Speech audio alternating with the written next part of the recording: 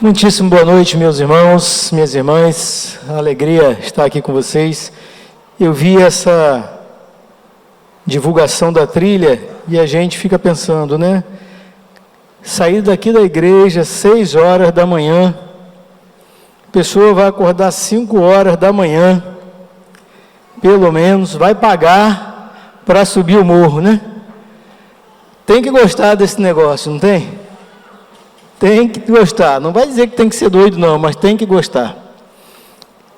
Eu quero pensar com os irmãos nessa noite sobre um tema que eu acho que nos dias de hoje ainda tem mexido muito com as pessoas, ou tem mexido muito com as pessoas, que dentro de toda a agitação que a gente vive, de tanta informação, de muita informação, a gente fala muito na velocidade da informação.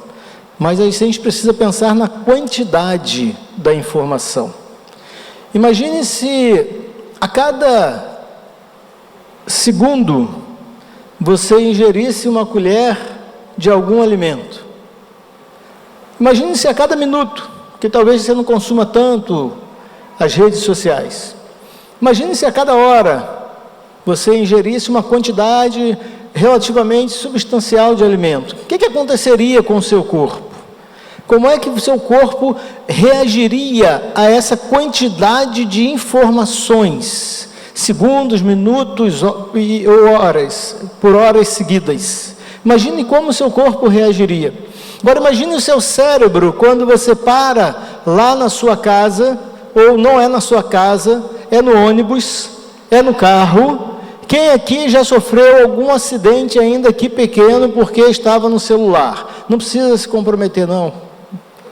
Ok, conhece alguém que já sofreu algum acidente porque estava no celular? Não?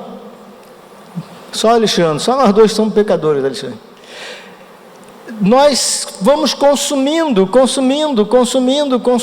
e não dá tempo do cérebro descansar, não dá tempo do cérebro repousar, não dá tempo da sua alma ela entrar em repouso. Nós estamos sempre consumindo alguma informação, e eu chamo de informação quando você, quem aqui faz parte, ou tem no seu celular, faz parte naturalmente, de mais de 10 grupos de WhatsApp?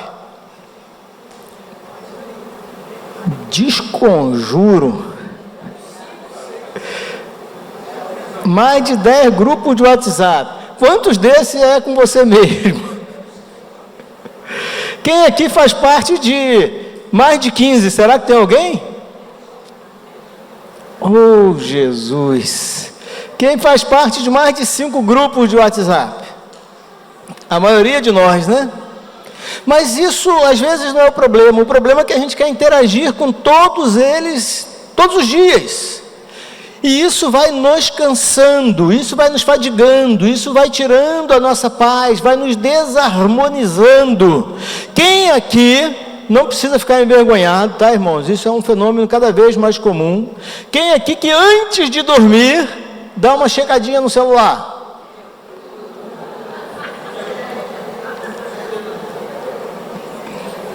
Quem aqui que quando acorda, antes de ir ao banheiro, antes de escovar as canjicas, dá uma olhadinha no celular?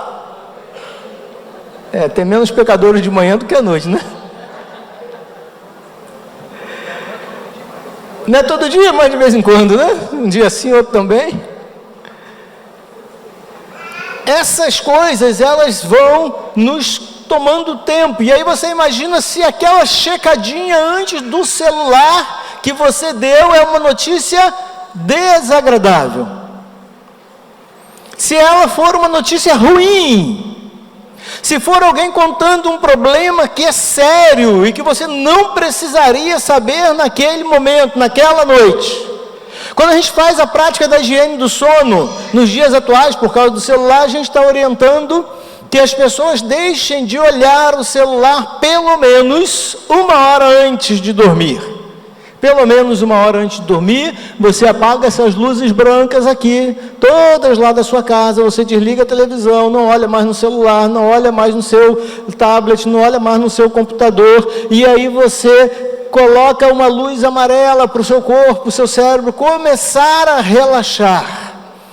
De preferência que essa luz não venha de cima para baixo, que ela esteja ali no pé da parede, e você comece a ambientar o seu cérebro, preparar para que você possa dormir. Aí você vai lá e pega o celular e viu que vai ter um tiroteio amanhã, porque o pessoal marca às vezes, né? Vai ter um tiroteio amanhã, lá onde eu moro de vez em quando tem. E aí você já fica preocupado. Esses dias eu saí desde cara com um batalhão de choque. E eu não sei onde é que eu estava com a cabeça, que eu fui andando, dirigindo em direção ao batalhão de choque, eles foram chegando para trás. Eu falei, ué, o que está acontecendo? É muito tempo fora do Rio, irmãos, eu estou desacostumado. E aí eu falei, caramba, que doideira que eu estou fazendo. Aí eu virei à esquerda assim, eu não me dei conta do que eu estava fazendo. A gente precisa começar a olhar de uma forma mais intencional para a vida da gente. Então, quero pensar com os irmãos nesta noite sobre tratando a alma abatida. Tratando a alma abatida. Eu quero que você se concentre nessas coisas que nós vamos compartilhar aqui e comece a olhar para a sua vida dentro desses contextos que nós vamos trazer, e no final nós vamos fazer algumas aplicações, dar algumas sugestões de como observar essas questões na vida. Eu quero convidar você a abrir a sua Bíblia no livro de Salmos, capítulo 42. Nós vamos ler Salmo 42, nós vamos ler dos versículos 1 ao 5.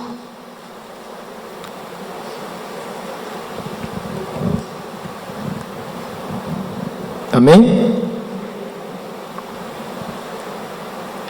Diz assim, a minha versão é NVI: como a corça anseia por águas correntes, a minha alma anseia por ti, ó Deus. A minha alma tem sede de Deus, do Deus vivo. Quando poderei entrar para apresentar-me a Deus? Minhas lágrimas têm sido o meu alimento de dia e de noite, pois me perguntam o tempo todo: onde está o seu Deus? Quando me lembro destas coisas, choro angustiado, pois eu costumava ir com a multidão, conduzindo a procissão à casa de Deus, com cantos de alegria e de ação de graças, entre a multidão que festejava. Por que estás assim tão triste, ó minha alma? Por que está assim tão perturbada dentro de mim? Põe a sua esperança em Deus, pois ainda o louvarei. Ele é o meu Salvador e o meu Deus. A minha alma está profundamente triste, por isso de ti lembro desde a terra do Jordão, das alturas do Hermon, desde o monte Mizar. Amém? Eu li também o versículo 6, né? Queridos, na versão tradicional o texto pergunta: por que estás abatida, ó minha alma? Por que estás abatida e por que te perturbas dentro de mim? É meio que um consenso no nosso meio religioso, eclesiástico, que a ideia da alma é o que mais simboliza as nossas emoções. É onde, dizem alguns, que é o centro das nossas emoções. É onde a gente sente, é onde a gente tem as experiências emocionais. É o lugar onde Deus fala, comunica com nossas emoções de uma forma muito íntima. E aí a gente olha para algumas pessoas e percebe que as pessoas estão agitadas, muito agitadas, estão perturbadas, como diz aqui o salmista. E por que te perturbas dentro de mim? As pessoas estão muitas vezes angustiadas, estão perdidas nas suas emoções, estão completamente desorganizadas emocionalmente, e daí uma das coisas que vem é esse abatimento. O abatimento aqui a gente pode traduzir de várias formas, de várias maneiras, mas eu quero pensar nessa ideia de um desânimo, de uma falta de energia, de uma falta de vigor, de uma falta de vontade de viver, de uma falta de resistência e de capacidade de enfrentamento para as questões da vida e de se posicionar diante das lutas, das adversidades, mesmo sabendo que elas são reais, mas tendo a condição de enfrentar, de lidar, de assumir as adversidades da vida, mesmo que as pancadas venham, você tem até um momento de abatimento, mas se levanta e vai devagarzinho, seguindo em frente, gradualmente, retomando as áreas da sua vida que estão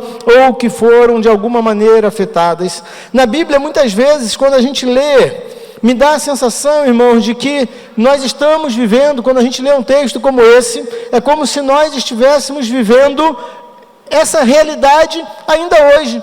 Ou seja, a Bíblia, e você já deve ter ouvido isso, é um livro extremamente atual. E por que a Bíblia é um livro extremamente atual, pensando no que nós estamos dizendo hoje? Porque ela fala das pessoas, fala das emoções, dos sentimentos, das relações humanas. A gente vai mudando o vocabulário, vai descobrindo uma série de outras coisas, mas na verdade a gente vai percebendo que a gente está falando das mesmas coisas de uma forma diferente. Quando eu fui para o curso de psicologia, porque os crentes eles têm, agora menos, né? Mas se tinha muito medo da faculdade, né? Agora o medo é por outro motivo, né? É quase a mesma coisa, mas é por outro motivo, as questões são mais políticas. Mas antigamente os cristãos, os crentes, tinham medo do filho ir para a faculdade, porque ele se desvirtuaria, se perderia por algum conhecimento que ele adquiriria lá, e aí então a ciência tomaria o lugar na sua mente, e ele se distanciaria de Deus, porque teria então conhecimento científico, porque então teria um conhecimento acadêmico. E aí, quando eu fui para a faculdade, algumas pessoas imaginavam que por alguma razão eu pudesse me distanciar de Deus. Mas à medida que eu ia estudando psicologia, eu via mais Jesus na vida das pessoas. Eu via que muitos dos princípios de psicologia, e a psicologia é relativamente nova, enquanto ciência, da década de 50, do ano passado, do século passado, quanto mais a gente vai estudando, quanto mais a gente vai se aprofundando com essa ideia do cuidado do outro, do cuidado humano, de servir ao outro, de cuidar das questões humanas, mais eu penso como que Jesus era PhD em psicologia. Então não dá para se distanciar de Jesus, só dá para se aproximar de Jesus, porque há 2000 anos atrás ele praticava psicologia, ele ensinava psicologia, ele fazia psicologia, e aí eu vou vendo os contextos, os conceitos, inclusive alguns da chamada psicologia baseada em evidência atualmente, que está em voga, eles têm muito de Bíblia, se não literalmente, mas na prática, porque Jesus é o maior especialista em cuidar da alma abatida. Ele é o maior especialista. E a gente precisa entender isso. Não estamos aqui espiritualizando todas as coisas. Foi essa uma das coisas que nós trabalhamos aqui no curso nesse final de semana. Mas não podemos também descartar a importância da fé, da convivência com Deus e com Jesus, e a importância de estarmos numa família espiritual. E como isso é importante, eu disse aqui no nosso encontro, digo para os irmãos, talvez alguém tenha lido alguma coisa sobre isso, que as pessoas que eram praticantes, que tinham uma religião e que eram praticantes dessa religião, passaram muito melhores no período da pandemia. Conseguiram atravessar a pandemia melhor e saírem da pandemia melhor e retomarem melhor as suas vidas, porque continuam tendo um lugar para pertencer, uma família para chegar, um lugar para ir, um grupo para estar, um abraço para dar, pessoas para ajudarem no momento em que a sua alma está abatida.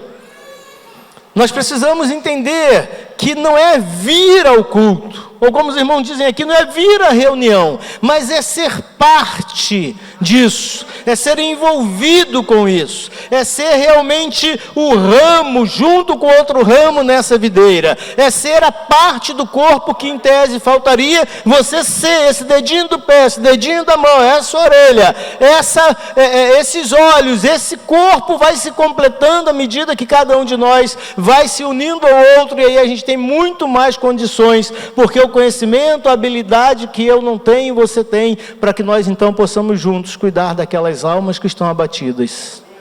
Amém? Então, quando a gente olha para as Escrituras, me dá essa impressão. Quando eu olho para Davi em particular, Davi, na minha opinião, foi uma pessoa que demorou a amadurecer. Como todos nós, se não todos, a maioria, mas eu ousaria dizer que todos, a gente amadurece muito rapidamente em algumas áreas e menos rápido em outras. Então Davi amadureceu muito rápido em tomada de decisões, enfrentamento de problemas, mas emocionalmente Davi demorou muito a amadurecer. E além de demorar muito a amadurecer, me dá uma sensação, e isso é comum, existem muitas pessoas assim, que Davi era mais sensível emocionalmente. Brincadeiras à parte, eu brinco muito com os irmãos, né, da área das artes, da música, mas você percebe que esses irmãos, e até, não vou dizer que por definição, mas é importante, eles tendem a ter uma sensibilidade maior. Não é à toa que a gente vê canções aí tremendas, pinturas tremendas, trabalhos artísticos tremendos, pessoas têm uma competência emocional, uma sensibilidade, emocional muito grande.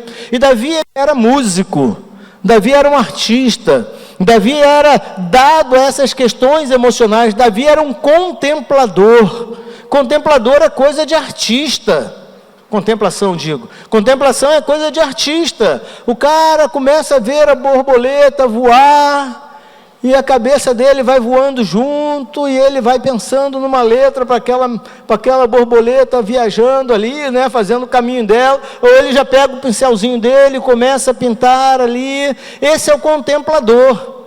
O cara que é mais prático, ele quer entender a aerodinâmica das asas da borboleta, porque ele quer aprender como que vai usar aquilo para fazer um tipo de instrumento que voe, para que ele possa ter uma aventura, e quando ele chegar lá na pedra, como é que é o nome da pedra mesmo? Do H, como é que é?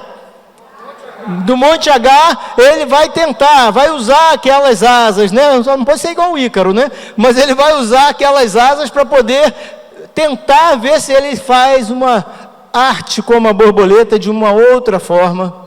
Nós vamos unindo essas habilidades e essas diferenças, mas Davi, ele tem que sair daquele lugar de contemplação, daquele menino pastor que ficava lá no pasto olhando, e que eventualmente, de vez em quando, penso eu, muito mais por uma necessidade, uma responsabilidade, de vez em quando ele precisava lutar com o urso, precisava lutar com o leão, mas ele passa agora a ser rei. Ele tem que tomar conta de um reino, de um povo. Ele tem que assumir uma função totalmente diferente.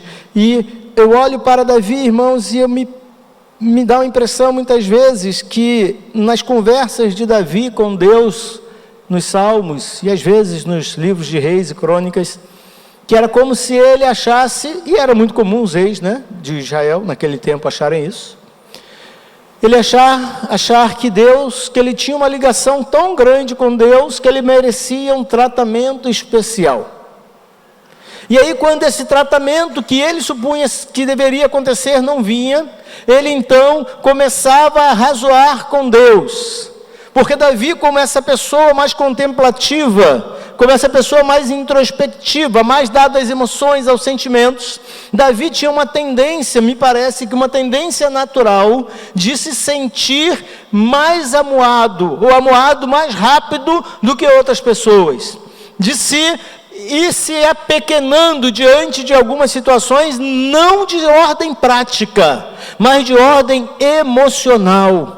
Davi tinha dificuldades com algumas questões emocionais, e aí dentro desse contexto aqui, a gente vê esse texto, a gente vê esses versículos aqui. No Salmo 35, a gente vê também como Davi, ele fala sobre isso e dizendo: Deus, eu queria que o Senhor tomasse conta de mim, que o Senhor meio que exterminasse algumas pessoas aí, que o Senhor pegasse pesado com eles. Defende-me, Senhor, dos que me acusam, luta contra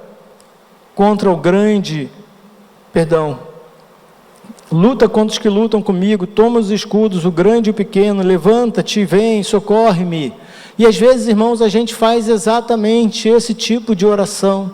porque a gente está angustiado, a gente está desanimado, a gente está sem energia, a gente está sem vigor, e o patrão, e os problemas da vida, e as dificuldades, e você está tentando, e as coisas não acontecem. E aí a gente olha aqui para esse tipo de ação do salmista aqui no Salmo 42, e esse é um tipo de padrão que muitas vezes pode ser preditivo de uma alma abatida, ou de uma alma que se abate com facilidade, foca muito mais no que é negativo, foca muito mais no que é o problema, foca muito mais naquilo que não está funcionando, naquilo que não está dando certo, naquilo que não está de acordo com a sua vontade. E isso, irmãos, cada vez está acontecendo com o público de menos idade até o público de maior idade. Nós precisamos ficar atentos, porque à medida que nós temos um padrão, a tendência é que a gente passe esse padrão para aqueles que estão próximos a nós. Não estou dizendo que você deve o tempo todo estar sorrindo, agitado, brincando, dizendo que tudo vai dar certo, porque a gente diz isso o tempo todo, vai dar certo, Deus é conosco, vai funcionar, mas tem hora que não dá certo, tem hora que não funciona, tem hora que você vai dizer como profeta: até quando clamarás esse justo e tu não, perdão, como salmista, né? Até quando clamarás esse justo e tu não ouvirás? Tem horas que as coisas são terríveis, são muito difíceis, e aí eu citei aqui no nosso encontro o profeta Abacuque, e eu não sei se você, a última vez que você leu o profeta Abacuque, são 3 capítulos apenas, e ele vai, na sua conversa com Deus, no primeiro capítulo, ele está bem indignado, está chateado, está aborrecido, e ele fala das questões sociais. A sua alma está não abatida, mas está inquieta, a sua alma está agitada, e ele diz: Senhor, você não está vendo como que nós estamos sofrendo, você não está vendo a opressão, você não está vendo como que as coisas estão difíceis para nós? Onde é que o Senhor está? A mesma, porque ele já leu, ele já tinha lido os Salmos, ele conhecia, então ele sabia fazer essa pergunta: onde é que o Senhor está? O Senhor não está vendo a gente? O Senhor dizia que ia olhar para a gente, o Senhor esqueceu de nós? E aí no capítulo 2 ele faz algo que é interessante. Ele não é assim, mas ele faz isso, e há momentos que a alma abatida, ela precisa parar. E Abacuque, ele para e ele diz: eu vou sentar aqui na minha torre de vigia, e eu vou prestar atenção naquilo que o Senhor está fazendo. Porque Deus estava fazendo, mas Abacuque estava tão agitado, que ele não via. E quando ele tem um lapso de lucidez, ele fala: eu vou prestar atenção na ação do mover da mão de Deus na história, porque Deus está agindo, e a mão de Deus alcança também a minha história. E aí todos nós conhecemos o capítulo 3 de Abacuque, né? Ainda que a figueira não floresça, ainda que o produto da oliveira minta, ainda que não haja gado no curral. E aí ele segue dizendo, e termina de forma magistral dizendo: todavia, mesmo que tudo isso aconteça, e aí ali tem símbolos muito importantes. Em outro momento vocês estudem sobre isso. Os símbolos daquilo que Abacuque está dizendo ali tem a ver com a vida inteira, individual e do povo. E ele diz: mas ainda assim, que tudo esteja assim. Olha, ele sai de uma alma abatida, ranzinza, agitada, inquieta, e diz: ainda assim, eu me alegrarei no Senhor.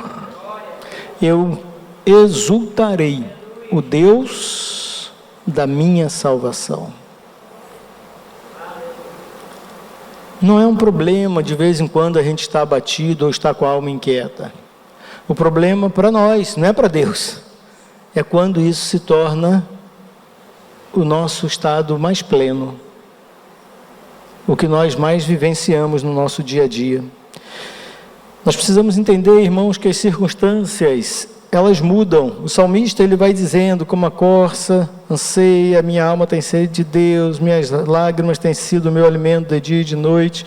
E aí no versículo de número 4 ele diz, quando me lembro destas coisas que ele fazia, andava em procissão, estava com o povo, tudo ia bem, eu era mais novo. Eu lembro de um tempo que eu não sentia dor, eu lembro de um tempo que eu jogava futebol, eu lembro de um tempo que eu não cansava para correr, eu lembro desse tempo, mas esse tempo passou. As circunstâncias mudam. Versículo 4. Quando me lembro destas coisas, choro angustiado. Eu não choro angustiado quando eu lembro dessas coisas. Esses dias eu estava num lugar, eu ia dar um pulo, né? Aí eu pensei assim, eu acho que é melhor não. Aí eu baixei assim e desci. Há uns anos atrás eu daria um pulo. Mas há uns anos atrás... É claro que eu lembro desses anos, mas a minha relação é uma decisão minha. Se eu começar a olhar para esse, poxa, mas há 5 anos atrás eu pulava, o que será de mim agora? O que vai ser da minha vida? Poxa, Deus, estou ficando velho, né? Tem gente que tem problema com ficar velho, não tem? Então compra lá um balde de formol, entra dentro, fica lá, toma banho de formol, mas não bebe não que você vai morrer. Não tem jeito. Esses dias uma paciente minha, sessão online, 35 anos ela. Aí eu chamei, e aí ela começou a falar, riu, ela falou assim, nossa, ela fala um pouco diferente, que ela é de outro país, nossa, eu estou com ruga aqui, cá, assim, tem que botar botox aqui. Eu falei, 35 anos. Às vezes, é uma brincadeira, mas tem gente que começa a trazer isso para a vida de uma forma que machuca, que maltrata, que faz com que a pessoa não consiga olhar para a beleza que é estar viva aos 50 anos de idade, aos 60 anos de idade, e aí não consegue viver, porque está preocupado com aquilo que era, e isso vai trazendo a dureza, a dor, a dificuldade para o coração e vai abatendo a alma. Porque olha sempre para o negativo. Lembra do povo quando sai lá do Êxodo? Sai do Egito para poder ir em direção à terra prometida, e chega um momento que as coisas não estavam do jeito que eles imaginavam. Porque é muito fácil, irmãos, a gente quer pegar um avião aqui no Egito e chegar lá em Canaã. A gente quer fazer isso, mas não dá. Não é assim que funciona. E aí eles falam assim, bom era lá no Egito, ainda bem que Deus chamou Moisés, não fui eu, porque eu não ia nem orar para Deus. Eles dizem, então volta para o Egito, então vai, quem quiser ir comigo, vamos embora, quem não quiser volta para o Egito, se lasque lá. Bom era lá a gente tinha carne, lá a gente lá, e é isso, não honra também a liderança, não honra aqueles que estão conduzindo. E é por isso que muitas vezes a gente precisa entender que é por isso que alguém lidera, porque a gente não consegue muitas vezes ter a visão daquilo que está adiante, e para chegar àquilo que está adiante paga-se um preço. Para chegar lá em cima do Monte H, tem que chegar aqui 6 horas, tem que ir daqui de ônibus até Iuna. Quantas horas são de ônibus daqui até Iuna? Pelo menos 3, e aí você vai subir mais 2.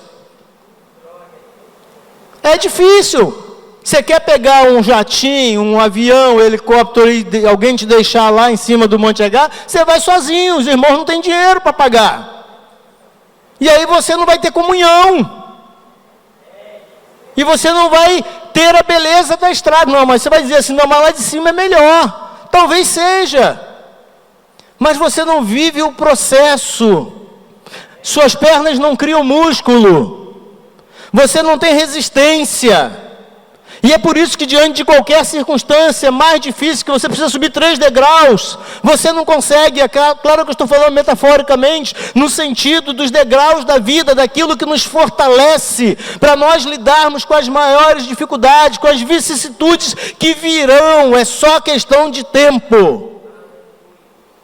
Mas se eu não consigo subir 3 degraus, porque isso me custa muito, no dia que eu precisar subir um monte, eu não vou conseguir.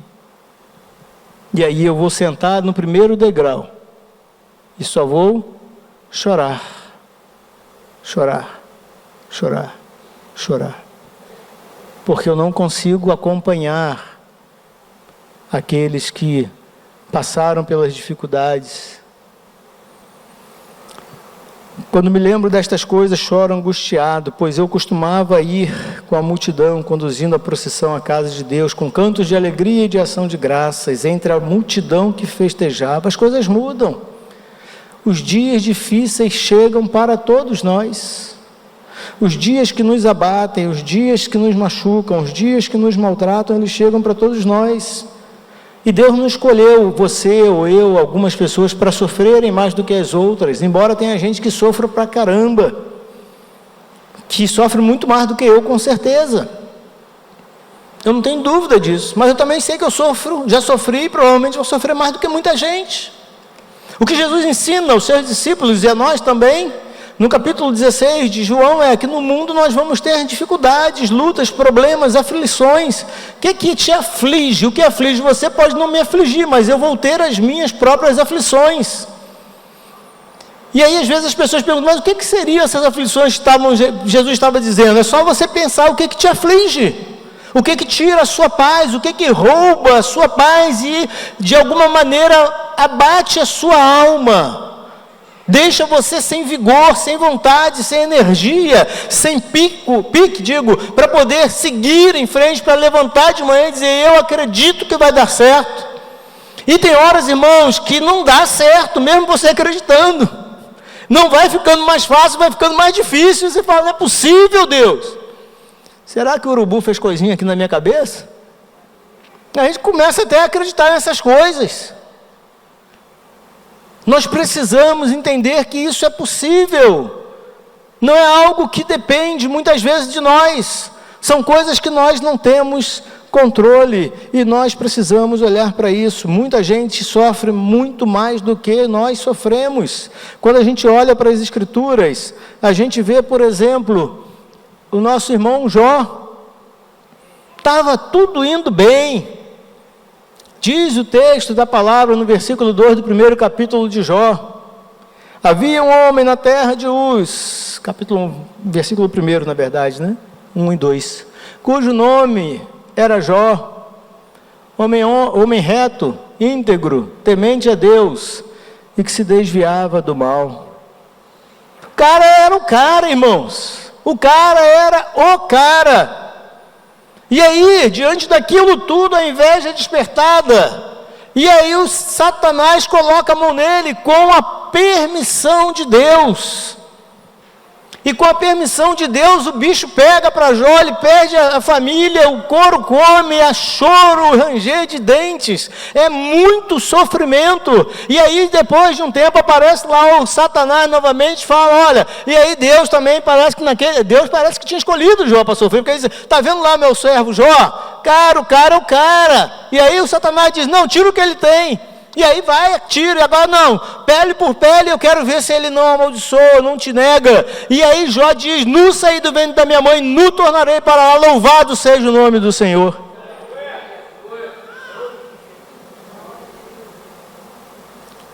Dor, sofrimento, dureza, coisa pesada.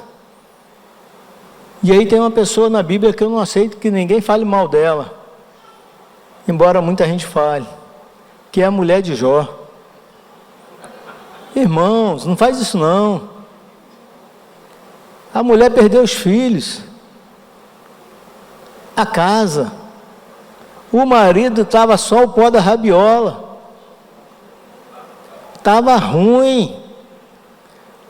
E aí ela diz assim, rapaz, o negócio é o seguinte, o bicho está pegando, estou sofrendo demais, esse Deus aí que tu serve aí, esse cara aí não está com nada não, ele lascou foi a gente. Você orava lá, você dava testemunho, você fazia sacrifício por mim, pelos nossos filhos, por você, olha aí.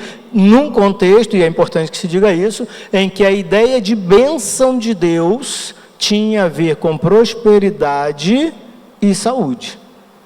Aí ele perde os bens, ou são grande parte é consumida, e a saúde dele vai para o ralo.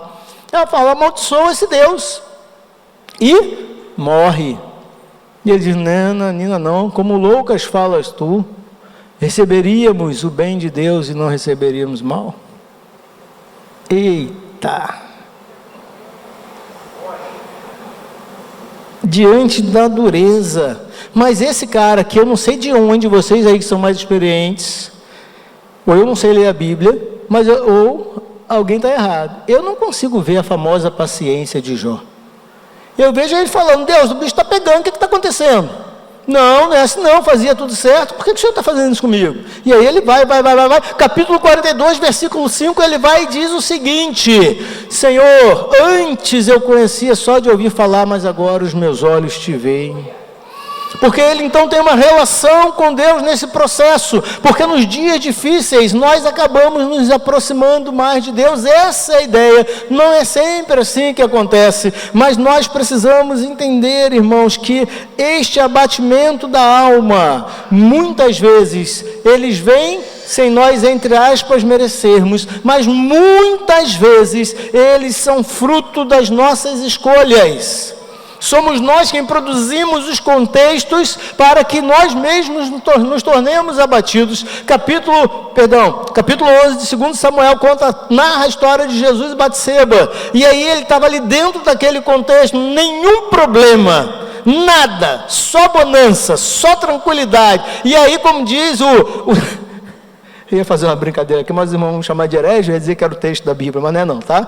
Que alguém pode acreditar. Como diz o ditado diz que a oficina vazia, como é que é? A cabeça vazia?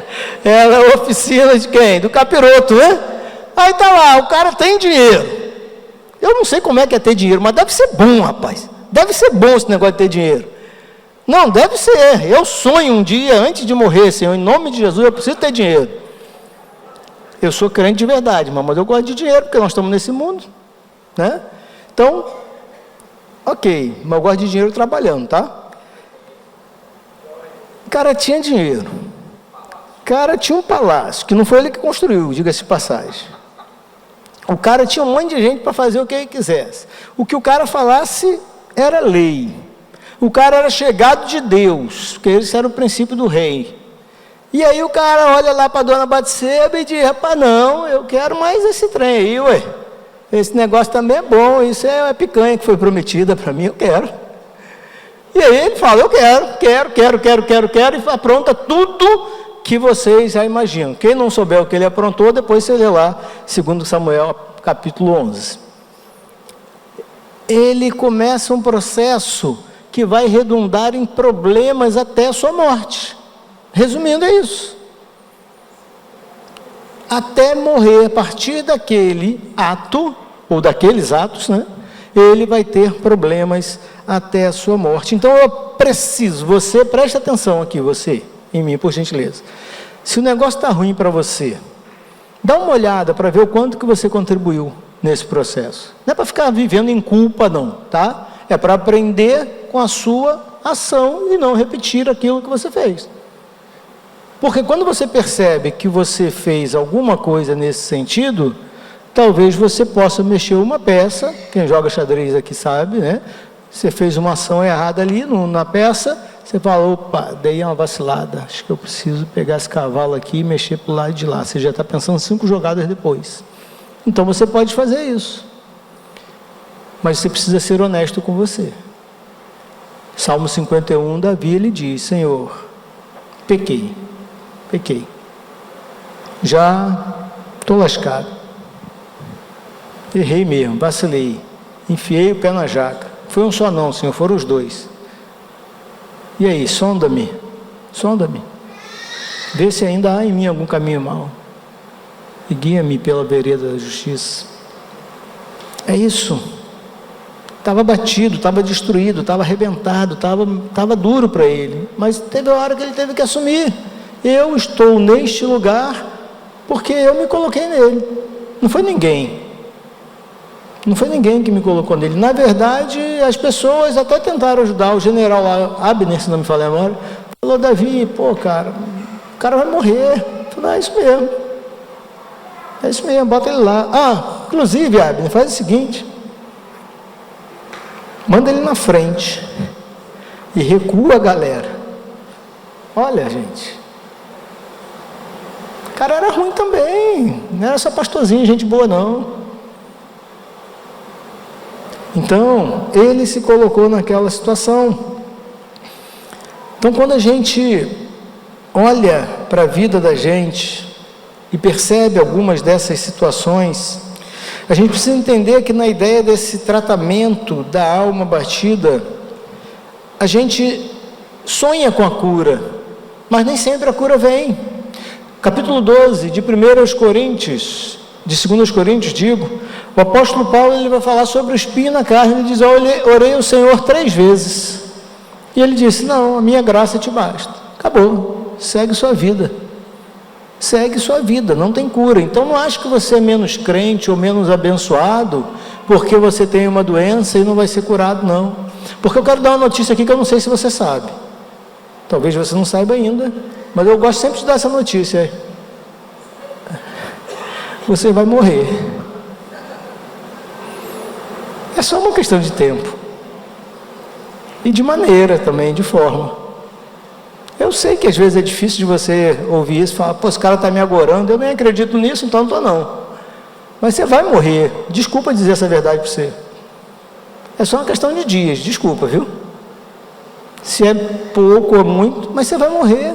Se você vai morrer dormindo, porque não estava doente, mas morreu dormindo, está tudo jóia. Se você vai ficar doente, nós vamos ficar doentes, nós vamos sofrer um acidente, eu não sei o que vai acontecer, mas nós vamos morrer. E sabe, por isso que é importante você viver a vida hoje, porque basta cada dia o seu mal. Nós precisamos entender isso, irmãos. A gente está ansioso, inquieto por muitas coisas. Não foi isso que Jesus disse para Maria? Para Marta ou para Maria? As irmãs me confundem. Não podia ser Maria e Antônia para a gente gravar melhor? É Marta, né? A Marta, né? Você está ansiosa demais, mulher. Calma, Jesus, ele era todo tranquilão, né? Ele era zen, ele era hippie, ele era da paz. E aí ele fala assim: não, senta aqui também, presta atenção, você está abatida, agitada, calma, você casa vai ter sempre para varrer. Senta aqui, ela escolheu a melhor parte. Aí você vai num restaurante almoçar, olha só, isso só acontece na Igreja Batista, que é de onde eu sou, aqui não. Aí você vai num restaurante almoçar, aí você pede lá uma comida, e aí você começa a reparar na comida que está mais salgada, que você teria cortado de outro jeito, que você teria fritado um pouquinho mais, que você não desfruta. E qual é o problema? Você começa a falar com as pessoas que estão ali, e se a pessoa fala assim: para com isso, aí você já vira contra aquela pessoa. Mas pelo amor de Deus, você precisa aprender a viver em comunidade. A sua casa, a sua família, a pessoa que está ali com você é uma comunidade. Aproveite, celebre a vida. Quantas pessoas você acha que tem condições de ir a um restaurante? Quantas pessoas você acha que tem condições de ir a um restaurante comer? Quem aqui já foi lá no Curuca? Eu nunca vi. Por que a muqueca é tão cara? 300 conto. Deve ser agora. Ninguém aqui foi no Curuca? Só eu? Não é possível. É bem verdade que às vezes que eu fui eu não paguei. Inclusive, irmãos, faz tempo que eu não vou lá, viu? Se na benção aí, não, mas eu prefiro a minha, desculpe a arrogância, eu prefiro a minha muqueca, ok? Porque antes eu fazia a peixada lá no Rio, eu achava que era muqueca, mas aí eu descobri, né, que não era, então tá tudo certo. Meu negócio é comer. E aí quando eu sento para comer, irmãos, eu quero aproveitar, eu não quero saber de onde que veio o peixe, eu não quero saber de Greenpeace, eu não quero saber de nada disso. Eu quero saber o seguinte, que Deus fez peixe para eu comer. É isso, e eu quero celebrar, e eu quero comer, e eu quero viver a vida da melhor forma possível, e ainda assim eu tenho um monte de dia que eu estou abatido, tem um monte de dia que eu estou pedindo: Deus, pelo amor de Deus, já estou passando pelo prazo de vencimento, me leva logo, está pesado, está difícil. Nós precisamos olhar para as Escrituras e observar que tem coisas que não tem jeito. Eu orei a Deus um monte de coisa, os irmãos aqui, vários já conhecem essa história, acompanham as dores que eu tenho, e não cura, não vai curar provavelmente, e é a vida que segue. E agora eu não deixo de comer por causa disso não. Com dor, sem dor eu como. Não tem esse negócio não. Por quê? Eu não estou com dor no dente. Agora, vai chegar, não é que vai, né? Pode ser que chegue um dia que eu não possa mais comer. E eu não como qualquer coisa, eu não como muito, né? Não é nada disso, mas eu gosto de comer. E eu celebro. Essa semana eu estava sentado no meu consultório. E aí, antes de começar os atendimentos, acho que foi na quinta ou na sexta, que são os dois únicos dias que eu vou no consultório, então foi quinta ou sexta. E aí eu estava olhando aquilo, e isso acontece com uma frequência regular, e eu falei, Deus, que legal. Pô, quando eu estava lá em Caxias, era menino, lá em Caxias, no Rio, eu não sabia o que eu ia ser, não achava que eu ia dar em nada, achei que o negócio ia ser ruim a vida inteira. Pô, obrigado, Senhor. Aí eu agradeço pelo sofá, vocês acreditam? Eu agradeço pela estante que eu tenho lá, agradeço pela poltrona que eu estou sentado, agradeço porque eu tenho um espaço com 3 salas, eu agradeço pelo meu sócio, agradeço pela minha família, agradeço porque, principalmente, Jesus me aceitou no seu reino. Porque a gente fala que a gente aceita Jesus, né? A gente é muito burro, desculpa, eu sou muito burro. A gente é muito arrogante, né? A gente aceita Jesus, desde quando? O reino é dele. Ele que nos aceita no seu reino. É ele quem tem o que nos dá. Então é ele quem nos aceita. Eu falo, Jesus, obrigado, porque o Senhor me aceitou lá naquele tempo que eu estava com a alma abatida, sem saber o que fazer e nem para onde ir. Mas o Senhor disse, vem a mim, Marcos, porque se você vier a mim, de maneira nenhuma eu vou te lançar fora. E aí a mente expandiu. E eu falei, rapaz, esse negócio de ser crente é bom demais. Ser religioso é ruim, mas crer em Jesus é bom demais. Vamos finalizar, deixa eu avançar aqui para a gente finalizar. Tem lanche? Porque crente quando se reúne tem comida, né? É brincadeira, irmãos, que eu brinquei com isso aqui durante os nossos encontros. As perguntas, irmãos, elas continuam ecoando, né? Ou a pergunta, ou as perguntas: por que estás assim tão triste, ó minha alma? Por que estás abatida? Por que estás assim tão perturbada dentro de mim? Estou conduzindo o encerramento, que você começasse a pensar nessa pergunta. O que é que deixa a sua alma abatida? O que é que deixa a sua alma abatida?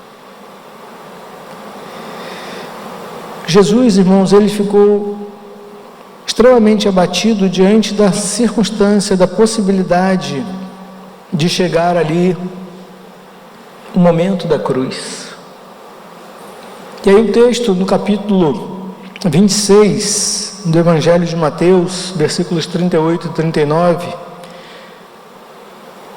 ele diz que Jesus diz aos seus discípulos, a 3 deles, minha alma está triste até a morte. Na versão que eu coloquei aqui, que é da NVI, a tristeza que estou sentindo é tão grande,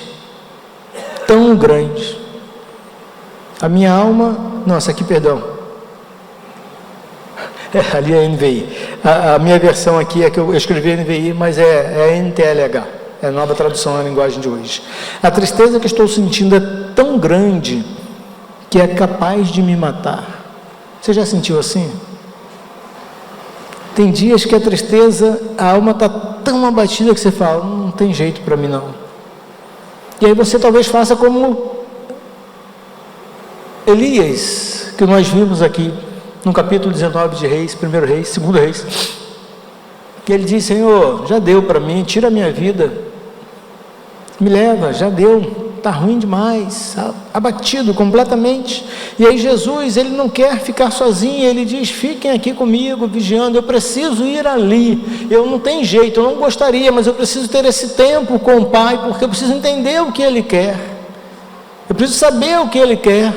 E aí o texto segue dizendo, ele foi um pouco mais adiante, ajoelhou-se, encostou o rosto no chão e orou dizendo, meu pai, se é possível, se for possível, dá para ser, tem jeito, está doendo já, eu nem cheguei lá, mas já está doendo, estou abatido demais, minha alma está angustiada dentro de mim, está doendo, está aqui um terrível aqui dentro de mim, se for possível, afasta de mim, tira de mim esse cálice, mas, se não for, seja feita a tua vontade, não a minha.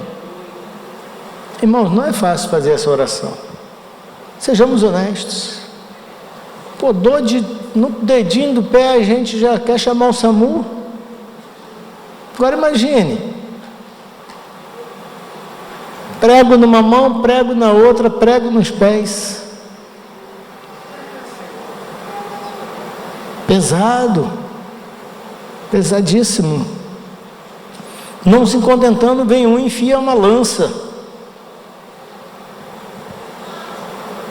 Nós temos dias muito difíceis. Qual é a sua cruz? Qual é a cruz que você tem levar, que tem tirado de você a sua paz, a sua esperança, roubado os seus sonhos, abatido a sua alma, tirando as suas expectativas de um futuro e de um futuro melhor, como diz o profeta Jeremias no capítulo 11. Sou eu quem sei os sonhos que tenho sonhado para vocês, de dar a vocês um caminho, um futuro de paz, de esperança. Tem dias que a gente perde a esperança completamente, tem momentos da vida que parece que é o fim, mas Jesus, ele vai dizer, Senhor, não seja feita a minha vontade.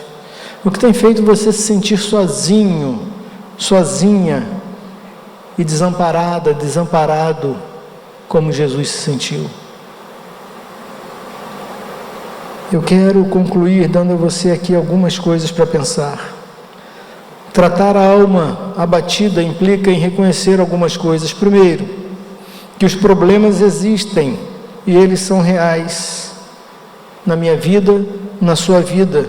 Por melhor que você seja, por melhor que eu seja, por mais correto que a gente seja, os problemas existem.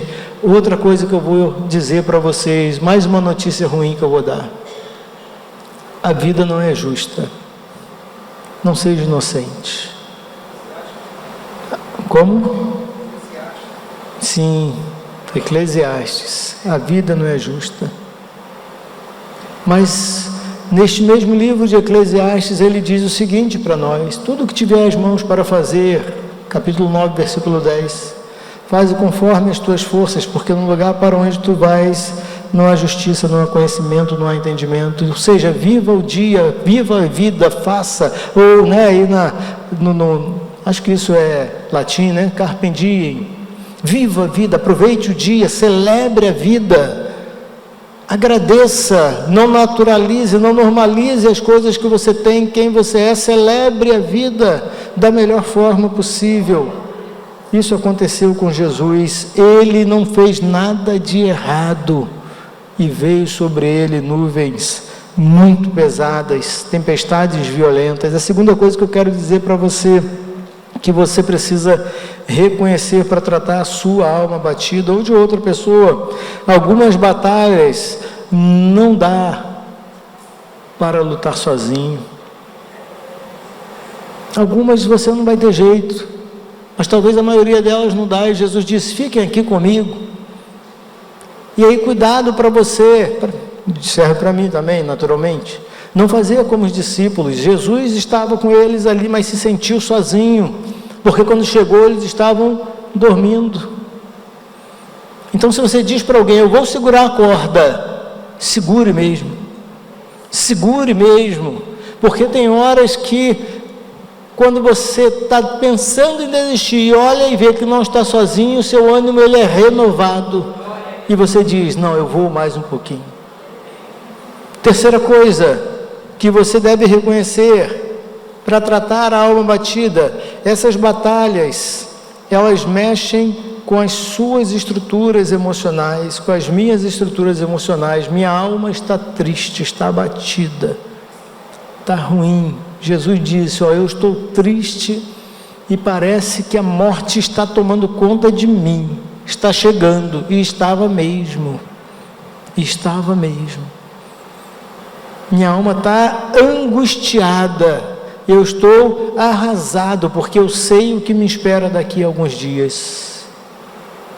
Mas ele não fugiu disso, precisava enfrentar. E por fim, a solução pode ser diferente da que eu desejo, ou daquela que eu esperava. Todavia, não seja feita a minha vontade, mas a tua. As coisas nem sempre vão ser como a gente quer, irmãos. As coisas nem sempre vão ter o desfecho que a gente gostaria. E a gente precisa ou precisará lidar com isso. E eu, conversando aqui com os irmãos, eu falei com eles: nessas horas, a gente precisa praticar uma coisa, que é a aceitação. Eu preciso trabalhar a minha capacidade de aceitação. E eu quero te dar 2 dicas sobre a aceitação. Aonde você deve usar a aceitação ou quando. Quando você está diante de um fato sem solução. Não tinha jeito. Jesus teria que ir para a cruz. Ou quando você está diante de uma situação que o que tem que ser feito não depende de você. Ou seja, você não tem controle sobre aquela situação. Jesus foi falar com quem tinha o controle. Pai, dá para a gente mudar essa história? Deus se cala. E Deus se afasta de Jesus quando ele está lá na cruz, a ponto de Jesus sentir esse desamparo. Deus meu, por que me desamparaste? Mas depois Deus toma Jesus e faz aquilo que precisava ser feito. A nossa história é o que nós queremos. Ela não se resume a esta vida. Porque se nós esperarmos em Cristo apenas nessa vida, diz o apóstolo Paulo, nós somos os mais miseráveis dos homens. A vida nesse mundo é uma vida onde nós teremos aflições, dificuldades. Vamos dar muitas topadas na vida. Vamos ter muitos momentos em que seremos injustiçados. Isso vai mexer com as nossas emoções. Nós pensaremos em desistir. Mas lembre-se de uma coisa: o Senhor prometeu que estaria com você todos os dias da sua vida, inclusive nos dias maus. Ele não é como os discípulos, ele não dorme. O profeta diz a respeito de Deus Pai, que ele não dorme nem cochila, não dorme, quem lia as Bíblias antigas, né? Nem toscaneja, não dorme nem cochila, E ele, que não dorme nem cochila, diz: fique tranquilo, eu estarei com você todos os dias da sua vida. É assim que o Senhor age, é assim que o Senhor faz.